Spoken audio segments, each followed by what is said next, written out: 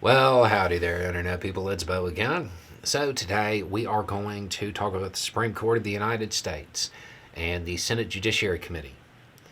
And getting to the heart of the matter when it comes to the current view of the Supreme Court, particularly in relationship to the ethical questions that have been raised lately. Okay, so if you've missed the news, the Senate Judiciary Committee voted to issue subpoenas. And those subpoenas are for Harlan and Leonard Leo. Now, I don't think Harlan needs any backstory. That's the person who is involved with the gifts for a Supreme Court justice. Leonard Leo is a large figure in the Federalist Society. The Senate Judiciary Committee is asking for records from them. And the vote was very partisan. It was a party line vote on the committee. And Democrats want to hear from them. Now, this is a subpoena from the committee, which means if Leo and Crow are just like, yeah, we're not complying, it has to go to the full Senate. And they need 60 votes to make it happen, to make that enforceable. Don't know if they're going to get it. Now, the real question here is why Senate Judiciary wants to look into it. And the obvious answer is, oh, well, there's this thing that is perceived to be unethical. I mean, sure. And the Supreme Court put out their own guidelines for ethics, which have no enforcement mechanism.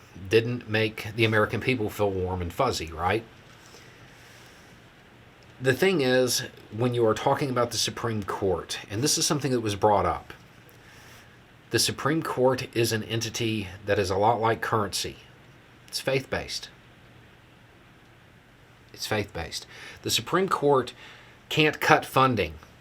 They can order it, but they can't do it. They can't call up an army to enforce their decisions. It is faith-based. The legitimacy of the Supreme Court is paramount. If the American people do not believe that the Supreme Court is operating in an ethical and good faith manner, eventually the rulings will be ignored. This is what Senate Judiciary is getting at. And they want to try to do some fact-finding on it, I guess. Now, realistically, if it was me, if there are people in the Senate that want to try to say the Supreme Court needs an ethical code, they need to just do it. Just put it forward.